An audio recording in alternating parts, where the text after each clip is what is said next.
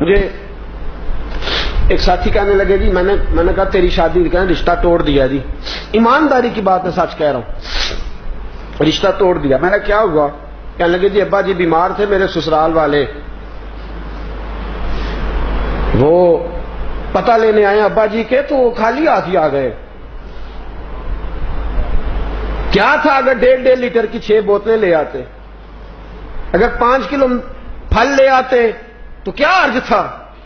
میرے ابا جی نے کہا جن کا آج یہ حال ہے یہ کل کیا کریں گے؟ جواب دے دیا. میں نے اس کو کہا یار مجھ سے لے 5000، خدا رہا تجھے پتا نہیں تم سے کتنا بڑا جرم ہو گیا ہے. کسی کو کیا پتا چلے گا کہ اس بیٹی کو جواب اس لیے ہو گیا کہ 5 کلو پھل اس کا ابا نہیں لے کے جا سکا اور 6 بوتلیں 1.5 لیٹر کی نہیں لے جا سکا. تجھے پتا نہیں لڑکا طلاق بھی دے دے تو وہ پاک صاف ہی رہتا ہے، اور بیٹی کی کبھی منگنی بھی ٹوٹ جائے تو لوگ کہتے ہیں کوئی بات تو ہوگی نا، جواب ہوا ہے. اتنا بڑا جرم، اور کبھی سوٹ نہیں ملے پہننے کو. یہ لڑکی کے سسرال والے لے کے آئیں گے تو پہنیں گے. میرے پاس ایک میرے ساتھی آیا، کہنے لگا سر 10,000 روپیہ چاہیے. میں نے کہا کیا ہوا؟ اس کی آنکھوں میں آنسو آگے، کہنے لگے ہمشیرہ کی ساس فوت ہو گئی ہے، روٹی پکانی ہے. میں نے کہا یار یہ تو ایک رسم ہے. کہنے لگے خدا را مجھے پیسے چاہیے، مجھے دلیل نہ دیجیے گا، اس لیے کہ میری بہن نے وہاں وقت گزارنا ہے. آپ کسی طریقے مجھے 10,000 دے کسی سے لے کے، اس لیے کہ بہن نے آج ٹیلی فون کیا، وہ جانتی ہے میرا بھائی کمزور ہے، اس کے پاس پیسے نہیں وہ کھانا پکا سکے، تو وہ کہہ رہی تھی بھائی میں تھوڑے تھوڑے کر کے جوڑ کے تجھے دے دوں گی، یہاں روٹی ضرور پکانا، اس لیے کہ میں نے یہاں وقت گزارنا. صاحب وہ بھائی جو بیچارہ شام کو بچے کی دوائی کے لیے ترستا ہے، وہ 10,000 کی روٹی کہاں سے پکائے؟ یہ کس نے زیادتی کی؟ یہ میں نے کی ہے، یہ آپ نے کی ہے، اس کا ہم نے جواب دینا ہے. وہ کہاں سے روٹی پکائے؟ اور پھر تماشا یہ ہے کچھ برادریوں میں تو یہ اصول ہے ساس فوت ہو گئی ہے تو کپڑے بنا کے لے کے جاؤ بچی کے، اس کے کپڑے بنا کے لے کے جاؤ. وہ کہاں سے؟ اس کا باپ کہاں سے لے کے آئے؟ اس کی تو کمر بوریاں اٹھا اٹھا کے پہلے ساری زخمی ہے. اس کو تو کہیں دیکھو نا کہ بیچارہ جب سے کھڈی میں کھڑا ہوا ہے تب سے اس کا کمر ہی سیدھا نہیں ہوتا. کیا کرے وہ؟ کدھر جائے؟ خدا را اگر بیٹے مل گئے ہیں تو فرعون نہ بنو، اگر بیٹے مل گئے ہیں تو نمرود نہ بنو. اگر خدا نے بیٹوں کا باپ بنایا ہے تو دیکھو اس باپ کو، دیکھو جو بیٹیوں کا باپ ہے، اس باپ کو دیکھو جس کے گھر میں بچیاں پل رہی، کیسے وقت گزارے وہ، کیسے. اور پھر مصیبت وہ ہے کہ اب تو اللہ تعالیٰ فضل فرمائے عالم یہ ہو گیا ہے کہ بیٹی سے شادی کوئی نہیں کرتا، اس کے مکان سے، اس کی کوٹھی سے، اس کی جائیداد سے.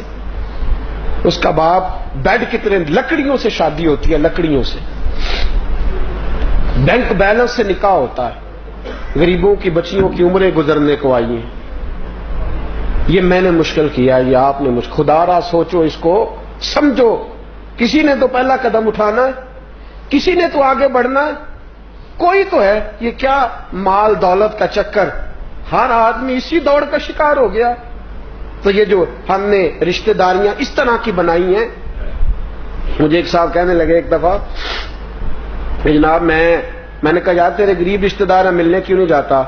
کہنے لگا جی کیا جائیں ملنے، ان کو تو کسی کو کھانے کھلانے کا ڈب نہیں آتا، 3 طرح کے کپ لا کے آگے رکھتے ہیں.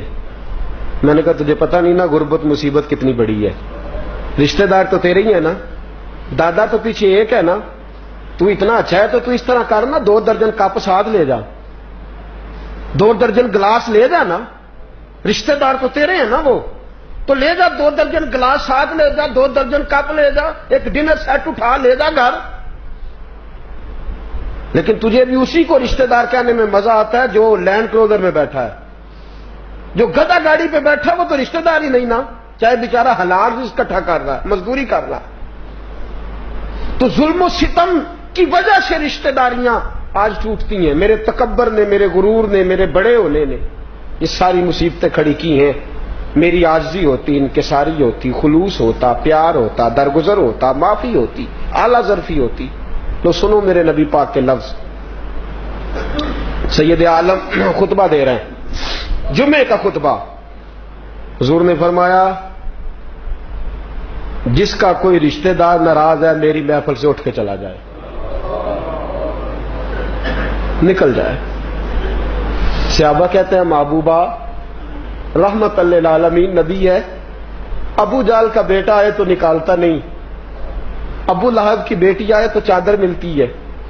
سونیا یہاں تو کافر فاسق مجرم کو پناہ ملتی ہے، اور پہلی دفعہ کسی کو دربار سے نکالا ہے تو وہ بہت بڑا مجرم ہوگا نا جس کو نکالا. نکل جاؤ دربار میرے سے، اٹھو.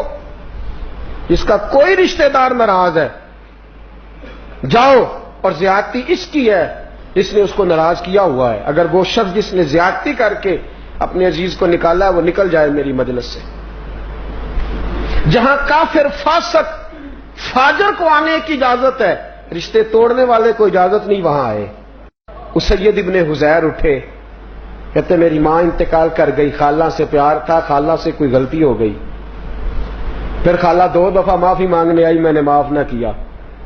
جب حضور نے کہا نا اٹھ کے نکل جاؤ، کہتے میں گیا، خالہ کے دروازے پہ دستک دی، دروازہ کھلا، خالہ نے مجھے کھڑے دیکھا تو پریشان ہو گئی کہ میں تو 2 دفعہ گھر گئی ہوں، مانا نہیں، آج خود آ گیا. میں نے کہا اندر نہیں بلائے گی؟ کہتے خالہ تو میری شکل میں اپنی بہن کو دیکھ رہی تھی نا.